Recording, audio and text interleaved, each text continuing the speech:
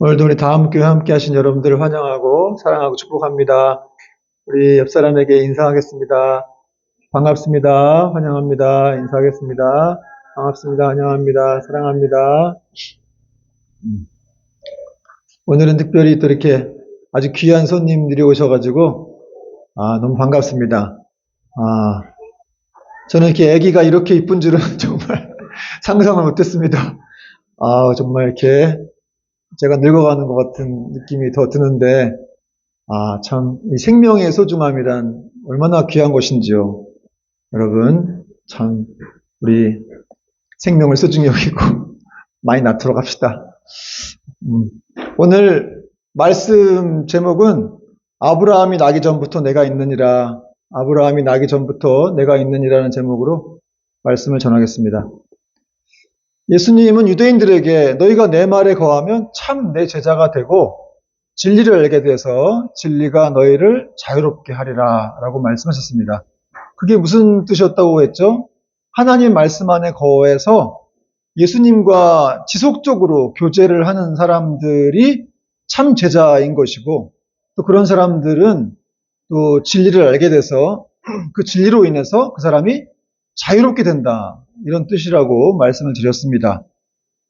그러니까 여러분, 세상 사람들이 나는 자유인이다, 나는 자유롭다라고 말하지만 사실은 그 사람의 자유는 진정한 자유가 아니고, 이렇게 예수님의 말씀으로부터 자유하게 된 사람, 예수님으로부터 자유함을 입은 사람이 진정 자유한 사람입니다. 여러분, 그렇게 믿으시기 바랍니다. 예수님의 말씀을 통해서 우리는 진정 자유함을 얻게 되는 것이죠. 이렇게 예수님이 말씀하셨더니 유대인들이 못 알아듣고 이해를 못하고서 계속해서 또 우리가 어디 매여있지도 않는데 왜 자꾸 우리 보고 자유롭게 된다고 하느냐라고 반발을 했습니다. 그러면서 예수님 말씀이 믿어지지 않고 거슬려지자 이 사람 유대인들이 예수님을 막 모욕하고 또 아주 흉한 말로 매도를 해버렸어요. 그 내용이 이제 48절에 나오는데, 48절, 유대인들이 대답하여 이르되 우리가 너를 사마리아 사람이라 또는 귀신이 들렸다 하는 말이 옳지 아니하냐. 여러분, 지금 유대인들이 예수님한테 뭐라 그랬어요? 너는 사마리아 사람이고 너 지금 귀신 들렸다, 그래서 네가 이런 말을 하는 거야, 이렇게 지금 말했다는 거예요. 여러분, 사마리아 사람은, 유대인들은 사마리아 사람들에 대해서 서로 상종도 하지 않았죠. 사마리아 사람들은 사람 같지도 않다 그래서 개, 돼지처럼 취급하고 상종하지도 않았는데, 그런 사람이라고 예수님을 이렇게 매도하고 또 귀신이 들렸다라고까지 이렇게 지금 말을 한 겁니다. 여러분, 예수님도 하나님이셨지만 사람의 몸을 입고 오신 분이기 때문에 인격이 있으셨어요. 그런데 이런 말을 들으니까 예수님이 얼마나 좀 마음이 아프셨을까 하는 생각이 드는데, 근데 여러분, 이렇게 지금 유대인들이 예수님께 너 지금 귀신 들렸지 않냐, 네가 지금 귀신 들려갖고 이렇게 미쳐서 이런 소리를 하는 거다, 이렇게 얘기했는데, 사실 누가 더 귀신 들린 거예요? 예수님이 귀신 들린 겁니까? 유대인들이 귀신 들린 겁니까? 여러분, 유대인들이 더 귀신이 들린 것이죠. 그래서 요한복음 8장 44절에도 보면은 예수님은 유대인들에 대해서 이렇게 말씀하셨습니다.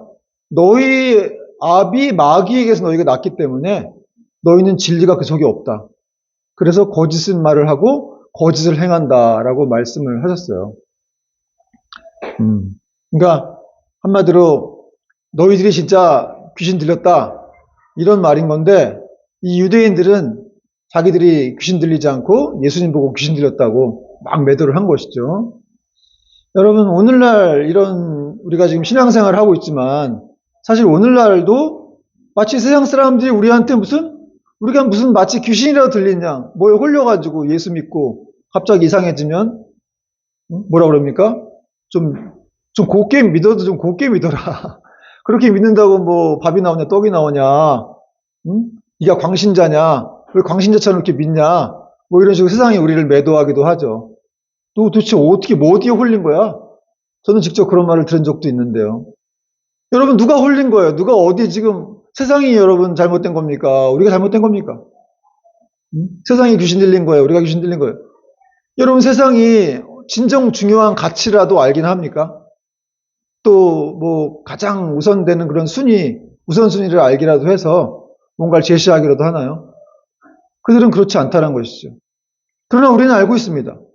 우리는 진리가 무엇인지, 또 가장 우선되는 삶이 무엇인지, 또 가장 인생에 소중한 것이 무엇인지를 우리 기독교인들은 알고 있어요.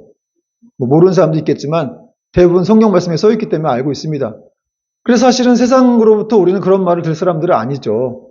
그래서 여러분, 로마서에서는 뭐라고 말씀하고 있냐면 너희가 이 세대를 본받지 말라. 이 세상 사람들의 문화와 풍조를 따라가지 말라는 거예요. 그리고 하나님의 온전하시고 기쁘시고 선하신 뜻을 분별해야 된다. 이렇게 말씀하고 있다는 것이죠. 자, 이제 예수님께서 이렇게 귀신 들렸다는 말을 들었는데 그러자 예수님이 그들의 말에 이렇게 대답을 하십니다. 49절에 보니까 예수께서 대답하시되 나는 귀신 들린 것이 아니라 오직 내 아버지를 공경함이거늘 너희가 나를 무시하는도다. 유대인들이 모욕하는 말에도 예수님이 이렇게 분노하시지 않고 냉정을 잃지 않고 담담하게 말씀하셨어요. 나는 미친 게 아니라 나는 아버지를 공경하는 것인데 너희가 지금 그걸 가지고 오해하는 거야. 이렇게 말씀하셨다는 거예요. 이처럼 주님은 자신을 막 모욕하고 능욕하는 그런 대적자들에 대해서도 여유와 관용과 사랑의 자세를 잃지 않으셨다는 거죠. 그러므로 우리도 여러분 감정의 지배를 받지 말고 진리로서 대해야 합니다. 사람들을. 여러분 부부간에 대화할 때도 막 이렇게 대화하다가 막 감정이 뻗쳐가지고 막 감정대로 막 쏟아버리면 안 되겠죠. 여러분 감정이 솟아 올라오더라도 이렇게 예수님처럼 좀 담담하게 냉정을 유지하면서 진리를 말해야 된다는 거예요. 사랑으로 대해야 한다는 거예요. 자녀 간에 대화할 때도 또 교회 안에서도 마찬가지입니다. 교회 안에서도 막 이렇게 뚜껑 열리면 그냥 막 나가는 분들이 있는데 그러면 안 된다는 거예요. 특히 이제 전도를 할 때도 사실은 이제 놀림받고 모욕을 받을 수가 있겠죠. 예수가 어딨어 지금? 하나님이 어딨어? 뭐 그런 사람들의 말이 있는데 그렇게 이제 놀림받고 모욕을 받더라도 다투거나 냉담하게 대하지 말고 혹시 또 이렇게 우리가 기도해 주는 사람들이 우리를 시험 들게 하는 경우도 있죠. 계속해서 기도해 줬는데 그 사람 전도를 위해서 영혼 구원을 위해서 근데 그 사람이 어느 날 우리를 배반하고 뭐 이렇게 힘들게 할 수도 있는데 그런 상황이라 할지라도 괴로워하지 말고 이 주님처럼 하나님의 일을 하다가 겪는 모욕을 감사함으로 생각하고 계속해서 우리는 사랑으로 설득하고 또 권면해야 된다는 거예요. 왜냐하면 여러분 주님의 이름으로 받는 고난에 하늘의 상이 크다고 말씀하고 있기 때문에 그렇습니다. 여러분이 그렇게 주님을 위해서 받는 고난 사실은 이렇게 우리가 가정주부로서 집에서 아기를 돌보고 설거지하고 밥 해주고 이거 다 주님의 일이에요. 이게 결코 무슨 세상 일이 아닌 거예요. 남편이 밖에 나가서 열심히 돈 벌고 일하고 하는 것도 다 주님의 일입니다. 뭐 그렇게 해서 또 더 나아가서 영혼까지 살려주고 하면 정말 이 하늘의 상급이 크다라고 지금 성경은 말씀하고 있는 거예요. 결코 어떤 일이든지 여러분 우리가 작은 일이라고 생각하면 안 되고 하찮은 뭐 이런 하찮은 일이라고 생각하면 안 됩니다. 특히 영혼에 관계된 일. 아니 우리가 밥을 잘해주고 설거지 잘해주고 이래갖고 우리 자녀들이 더 하나님의 자녀로 잘 커질 수도 있는 거 아니에요? 잘 양육될 수도 있고 그런 걸 생각하면 결코 우리가 하는 일이 작은 일이 아닙니다. 특히나 이제 뭐 어쨌든 오늘 조금 포인트가 빗나가긴 했지만 이렇게 영혼들을 구원하는 일에 있어서 우리가 뭔가 시험을 받고 또 괴로운 일을 당해도 너무 힘들어하지 말라는 거예요. 그럴수록 핍박을 받을수록 하늘의 상급이 크다는 거예요.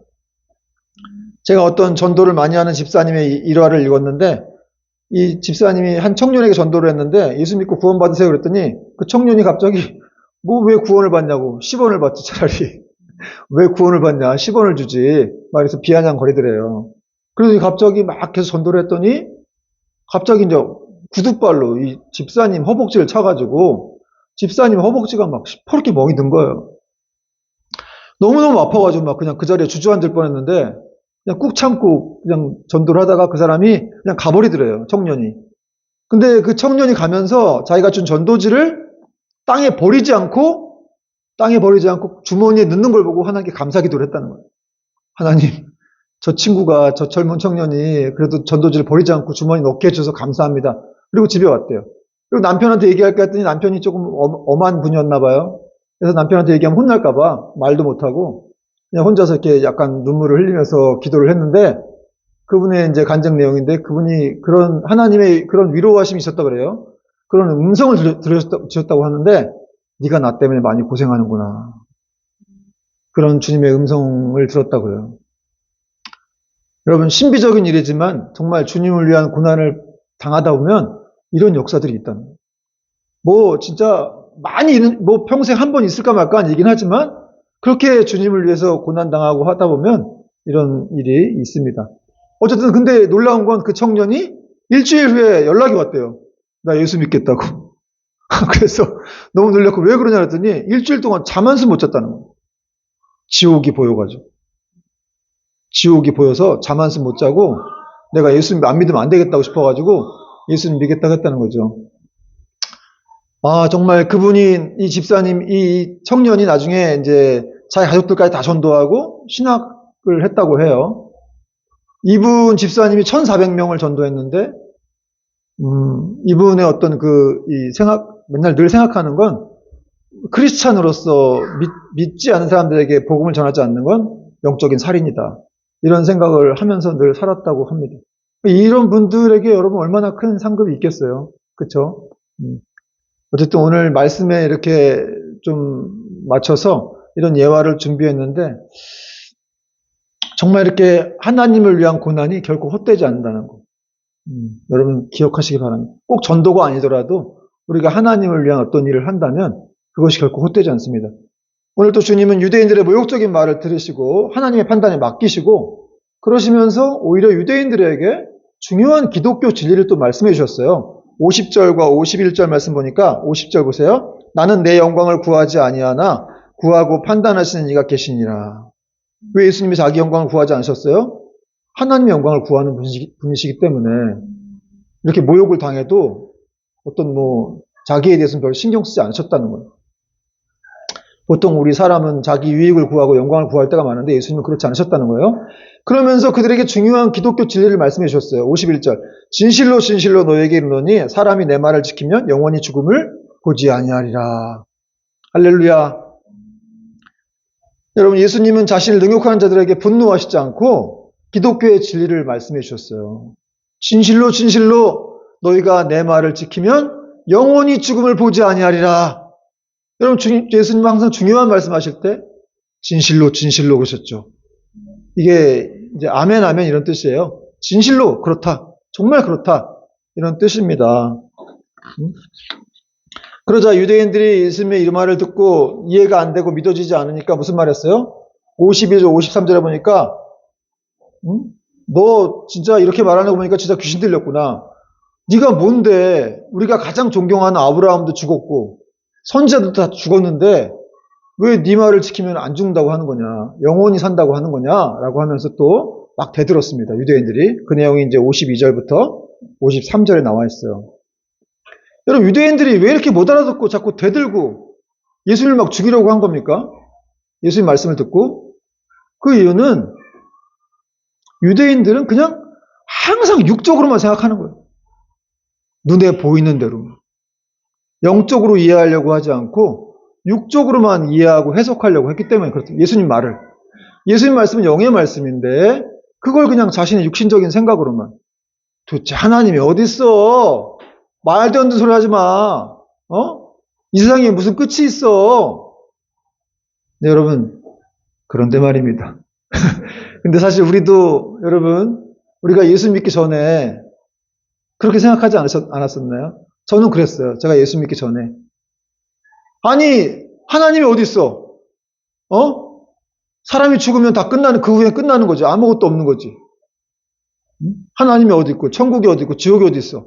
말도 안 되는 소리 하지 마. 저도 그랬거든요. 세상 사람들은 불신자들은 대부분 다 그렇게 생각하겠죠.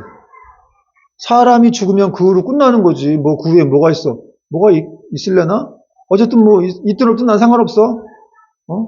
난 지금만 잘 살면 돼.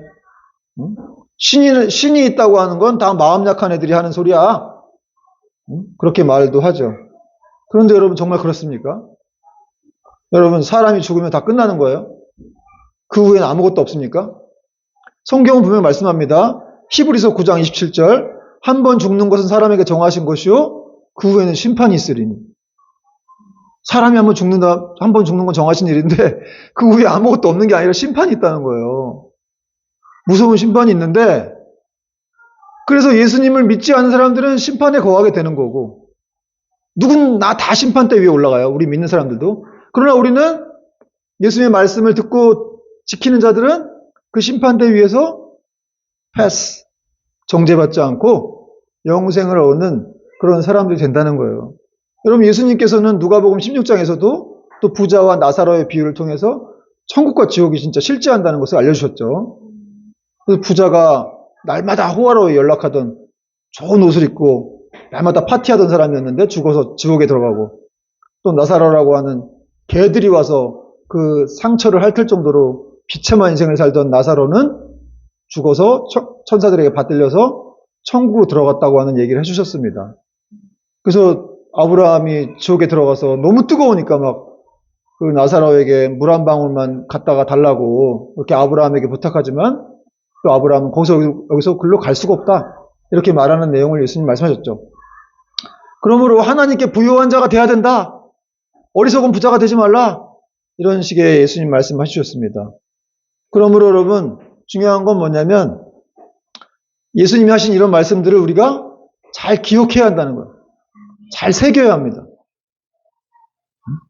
여러분 오늘 예수님께서 이렇게 유대인들한테 자기 시간도 없으신 분인데 그렇게 바쁘신 분이 다 모아놓고 애들 모아놓고 왜 이런 얘기를 하신 거예요? 내 말을 지키면 너희가 영원히 죽지 아니하리라. 왜 그런 말씀하신 겁니까? 너무 중요하니까. 이 사실이 너무 중요하니까. 아니 사람이 살다가 인간이 이 땅에 살다가 이 땅에서 삶이 다가 아니고 죽은 후에 가는 곳이 있다고 하는데 그래서 예수님 믿으면 그 말씀을 지키면 영원히 죽음을 보지 않고 천국에 갈 수가 있고 믿지 않으면 지옥에 떨어진다고 하는데 그보다 더 중요한 말씀이 어디 있겠어요. 그렇죠? 지금 주님은 한 영혼이라도 살리시기 위해서 이런 말씀을 바쁘신 분이 이런 말씀을 지금 하고 있는 거예요. 너희가 내 말을 믿고 내 말을 지키면 천국에 갈 것이다. 그러므로 여러분 진정한 성도라면 어떤 자세를 취해야 되냐면 사실은 이렇게 좀 예수님이 이렇게 말씀하시는 조금 부담은 될지라도 이런 좀 원론적인 원초적인 복음의 말씀을 들어야 돼요. 자꾸. 그게 중요한 거예요. 그러니까 사람은 보통 이렇게 자기 귀에 듣기 좋아할 만한 그런 설교, 내 마음이 힘드니까 자꾸 내 마음을 위로해 줄 만한 그런 설교를 찾아갖고 들으려고 하는 우리 성향이 있어요. 목회자지만 저도 예전엔 그랬습니다. 개척하기 전까지는 그랬어요. 나를 위로해 주는 설교, 뭔가 좀 나의 마음을 평안케 해주는 설교. 다 잘 될 거야. 하나님이 다 도와주셔. 다 맡겨. 이런 설교만 좋아했어요. 사실은 저도. 근데 개척하고 나니까 복음을 공부하면서 그게 아니라는 거를 물론 하나님이 다 행하시죠. 하시는데 그럼 우리 인간은 아무것도 안 하느냐? 그렇지 않다는 거예요. 우리 인간도 계속해서 하나님과 동행하면서 그분의 말씀을 지켜나가야 할 그런 의무가 그분을 사랑할수록 그분의 말씀을 지켜야 될 의무가 우리에게 있다는 거죠. 그러기 위해서 우리를 또 구원하신 것이고 또 그렇게 그 말씀을 지켜가면서 우리는 작은 예수님이 되어가는 것입니다. 여러분 우리 귀에 듣기 좋은 설교만 들으려고 하지 말고 정말 조금 답답하고 지루하더라도 이렇게 생명의 복음을 전하는 그런 말씀을 잘 들을 수 있기를 바랍니다. 그렇게 될 때 우리는 정말 예수님을 닮아가고 정말 우리 영혼에 진정한 평안이 있고 또 복음이란 무엇인지 알게 돼서 정말 예수님을 잘 따라가는 그런 제자의 삶을 살 수 있게 될 것입니다. 제가 이제 이런 말씀을 좀 전하다 보면은 어떤 분들은 또 부담이 될 수가 있어요. 그러니까 크리스찬인데 교회에만 오면 부담스러워. 찝찝하기도 하고 이런 설교 들으면 왜 그럴까요? 주님이 이렇게 말씀을 지키라고 하는데 나는 그렇게 사는 것 같지가 않거든요. 하나님의 자녀인 건 맞는 것 같은데 근데 말씀대로 살지 못하는 것 같으니까 교회에 오면 뭔가 예배를 드리고 나서도 찝찝할 때가 있어요. 그럼 목사 설교가 잘못된 것인가? 아니면 내가 문제가 있는 것인가? 그래서 여러분들을 위해서 오늘 조금 더 이제 구체적으로 말씀을 듣고 지켜야 하는 건 당연한 건데 이제 이런 말씀을 한번 드려볼게요. 근데 이제 어쨌든 말씀을 다 지킬 수 있는 사람은 없습니다. 그건 맞아요. 그리고 구원이라고 하는 건 믿음으로 받는 거예요. 저도 그건 확실하고 믿어요. 그런데 믿음이 있다라고 하는 건 행동까지 같이 간다라는 걸 얘기하는 거라는 것을 말씀을 드립니다. 여러분, 오래전에 불교계의 한 유명 스님이 입적하기 전에, 이제 죽으시기 전에 한 스님이 이런 말을 했대요. 스님, 사람이 죽으면 어떻게 되는 겁니까? 그랬더니 돌아가시려고 하는 그 스님이 그런 말을 했다 그래요. 그냥 사라지는지 혹은 영원히 영생하는지 환생하는지 모두가 의문이로다. 모르겠다는 거예요. 그럼 당연하겠죠. 죽어보지도 않은 사람이 죽음 너머에 있는 그런 일들을 알 수가 없잖아요. 그러니까 믿지 않는 분들은 죽음 너머에 뭐가 있는지를 알 수가 없어요. 그냥 확실히 뭐라고 답을 할 수가 없는 거죠. 그러나 예수 그리스도를 믿는 크리스찬들은 아니라는, 다 다르다는 거죠. 사람이 죽은 후에 그 영혼이 어디로 가는지 확실히 안다는 거예요. 특별히 대표적인 예로 사도 바울의 고백을 들 수가 있는데 사도 바울은 이렇게 고백했습니다. 자신이 임종을 앞두고 디모데후서 4장 6절 8절 전제와 같이 내가 벌써 부어지고 나의 떠날 시각이 가까웠도다. 나는 선한 싸움을 싸우고 나의 달려갈 길을 마치고 믿음을 지켰으니 이제 후로는 나를 위하여 의의 면류관이 예비되었으므로 주 곧 의로우신 재판장이 그날에 내게 주실 것이며 내게만 아니라 주의 나타나심을 사모하는 모든 자에게 도니라. 여러분, 사도 바울이라는 사람은 위대한 선지자 맞습니다. 위대한 사도입니다. 그렇죠. 뭐 부인할 수 없죠. 그런데 그도 역시 우리와 똑같은 연약한 인간이었을 것이라는 사실은 우리가 또 생각해 볼 수 있어요. 뭐 사도 바울이 예수님의 일을 많이 했죠. 그러니까 이런 사람처럼 우리가 뭐 상급을 기대할 수는 없다고 치더라도 그러나 분명히 사도 바울도 뭔가 죄가 있었을 것이고 연약한 면이 있었을 겁니다. 그걸 어떻게 아느냐? 사도 바울이 쓴 로마서를 보면 알 수가 있어요. 로마서 7장에 보면 사도 바울이 내 마음에 이렇게 뭔가 좀 선을 행하고 싶은 마음이 있는데 그게 아니라 도리어 잘못을 행하고 있다는 거예요. 악이 나가고 있다는 거예요. 그러면서 오라 나는 곤고한 자로다. 이 사망의 몸에서 누가 나를 건져낼까? 그런 고백을 사도 바울이 했다는 것이죠. 그런 고백들을 통해서 바울도 굉장히 갈등이 있었구나. 신앙 속에서 죄 문제로 갈등하고 자기는 선을 행하고 싶지만 그렇게 뭐 바깥으로 그냥 악이 나가는 그런 상황이 있었다는 거예요. 굉장히 투쟁하고 싸웠겠지만 어디 그런 속에서 사도 바울도 막 힘들어했습니다. 그러나 사도 바울이 고백하죠. 그러나 예수 그리스도 안에 있는 자에게는 결코 정죄함이 없나니 생명의 성령의 법이 죄와 사망의 법에서 너를 해방하였다는 거예요. 그래서 그 생명의 성령의 법 그것을 사도 바울이 붙들었다는 거예요. 내 안에 계신 주님, 그 주님으로 인해서 내가 자유롭게 되었구나. 무슨 말씀인지 여러분 이해가 되겠죠? 바울도 분명히 죄를 짓고 연약한 사람이었지만 그러나 그는 자기를 구원하실 분이 누군지 알았다는 거예요. 그분하고의 어떤 친밀한 교제를 통해서 예수님이 나를 얼마나 사랑하시고 나를 위해서 십자가에 못 박혀 죽으시고 또 그 죽음을 통과해서 죽음까지 알게 하신 그분은 예수님을 죽어보셨잖아요. 그러니까 죽음을 아는 거죠. 그 죽음을 아는 분. 그래서 그 죽음에서 끝나지 않고 부활하셔가지고 그 영으로 자기 안에 들어와 사시는 분. 그분을 내가 알기 때문에 이렇게 사도 바울이 오늘 당당하게 선포를 할 수가 있는 거예요. 뭐라고 선포했습니까? 내가 이제 선한 싸움을 싸우고 나의 달려갈 길을 믿음을 마쳤으니 이제 후로는 나를 위하여 의의 면류관이 예비되어 있을 것이다. 여러분, 성경이 왜 이렇게 위대하고 이런 그 책에는 허구가 아니라 사실인다는 것을 어떻게 알 수 있는 건지 아십니까?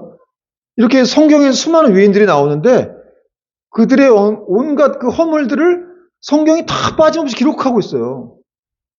아니 가짜 책이었으면 기록하지 말아야죠. 그런데 성경은 인간의 추잡한 면들을 다 드러내고 있어요. 뭐 유다가 자기 며느리하고 뭐 범죄한 일 무슨 진짜 추잡한 일이 다 들어가 있어, 거기. 다윗이 어떤 왕인데 누구 남의 부인을 뺏어갖고 간음을 저지른 일. 그런 일까지 다 있었지만 회개할 때 하나님이 용서해 주시고 그에게 또 다른 임재를 주시고 계속 사용하셨다는 거예요. 또 천국을 보장하셨다는 거예요. 여러분, 이것이 바로 진짜 믿음이에요. 영생을 아는 신앙이라는 거예요.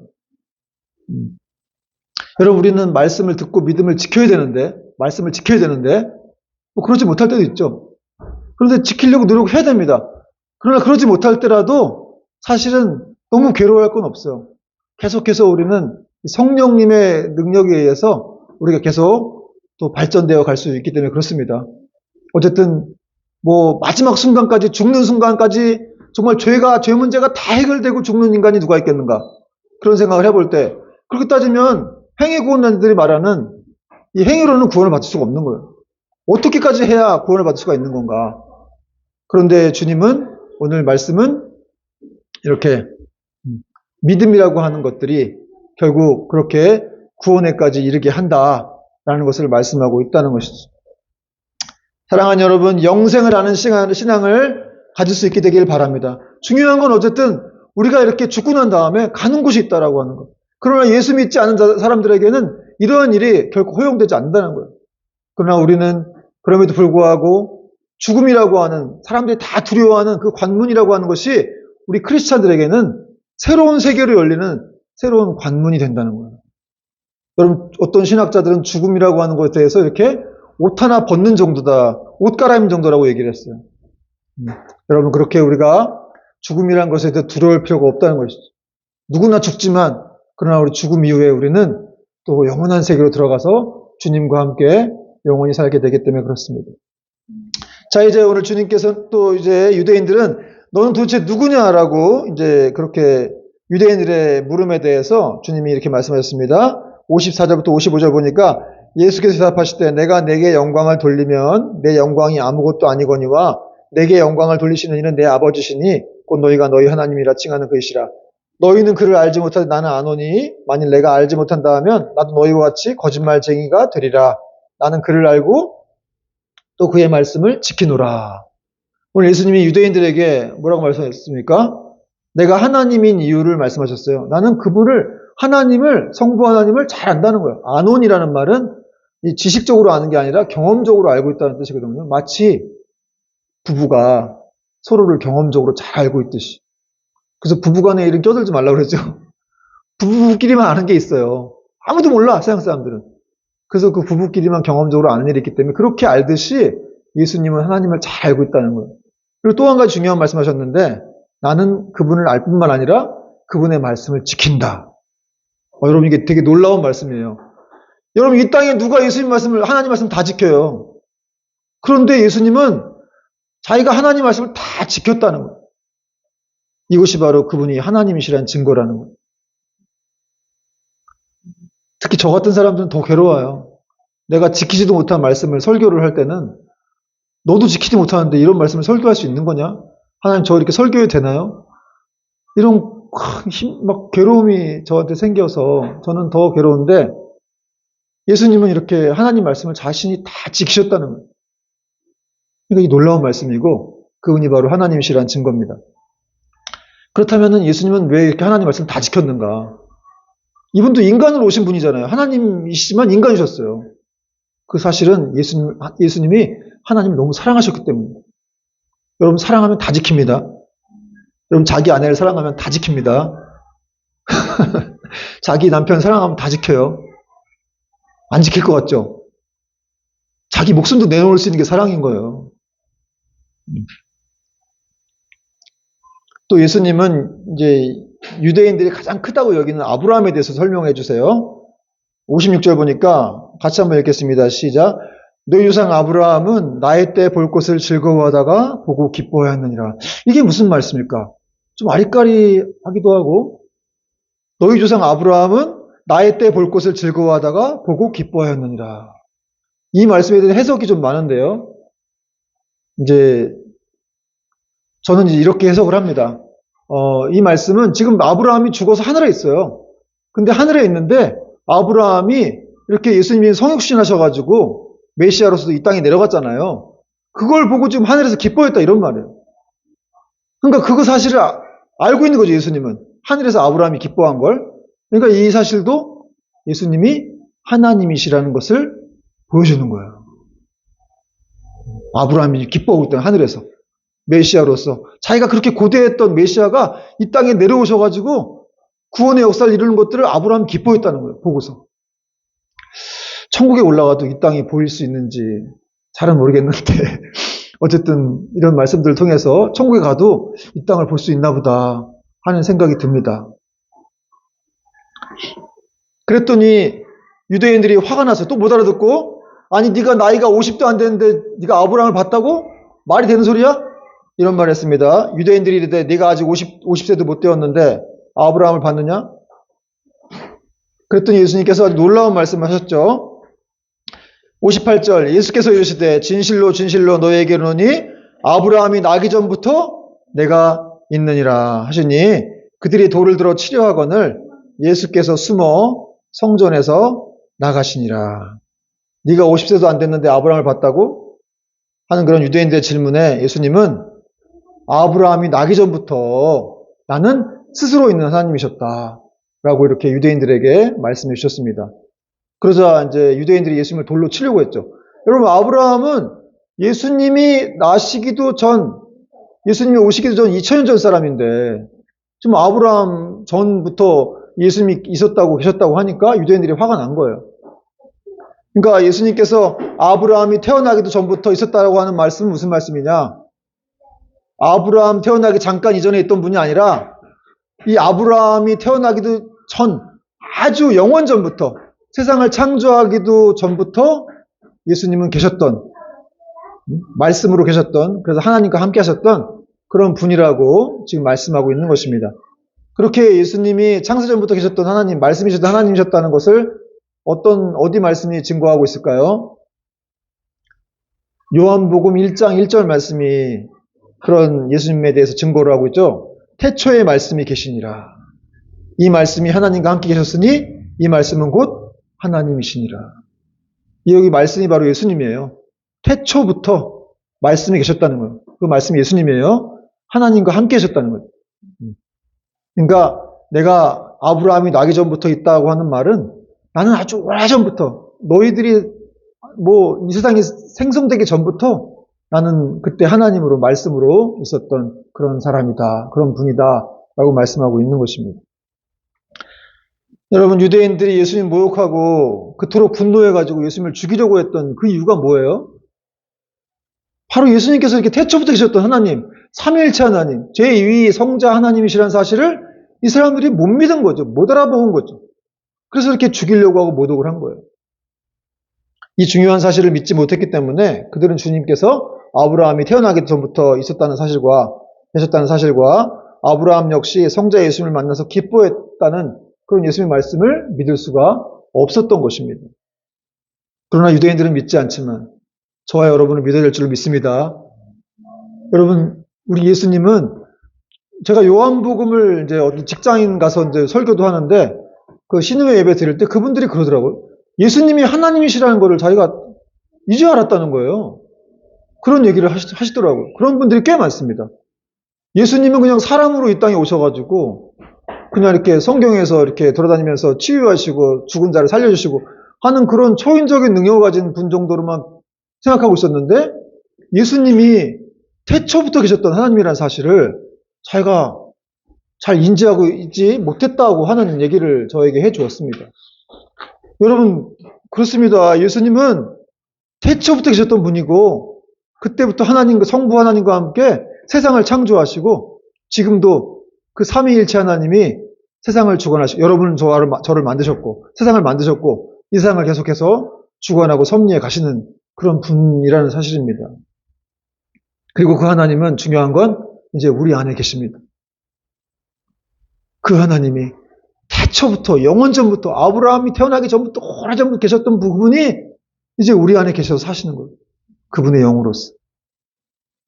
여러분 안에 예수님이 계십니다. 여러분, 이 놀라운 사실이에요, 이게. 여러분, 예수님이 그 그 위대하신 놀라우신 하나님이, 영원 전부터 계시던 하나님이 이 땅에 인간의 몸을 입고 내려오셔서 왜 십자가에서 죽으신 거예요? 그리고 왜 부활하셔서 그 영으로 우리 안에 사시는 겁니까? 우리를 사랑하시기 때문에. 저와 여러분을 너무 사랑하셔서 구원하시려고 우리 안에 들어와 사신 거예요. 십자가 못 박혀 죽으시고 부활하셔가지고. 오늘 예수님께서 저와 여러분에게 말씀하세요. 이렇게 물어보세요. 너는 진짜 그런 하나님인 걸, 내가 그 하나님인 걸 나를 믿느냐? 응? 내가 너를 사랑하고 너를 구원할 그 하나님이신 것을 네가 믿느냐? 네가 어떤 상황에서 내가 너를 버리지 아니하고 내가 너를 돌볼 것이며 너희 가족들을 이끌 하나님이심을 네가 믿느냐는 거예요. 내가 네 안에 있음을 네가 믿느냐? 사랑하는 여러분, 우리가 또 한 주도 선지하셨던 하나님의 사랑, 그 사랑을 붙들고 그 사랑이 정말 나를 사랑하셔서 이렇게 찾아오셔서 이제 내 안까지 들어오셔서 우리와 함께 하신다는 사실을 여러분 믿으면서 계속해서 또 믿음의 길을 멈추지 않게 될 수 있기를 주님의 이름으로 축원을 드립니다. 찬양하겠습니다.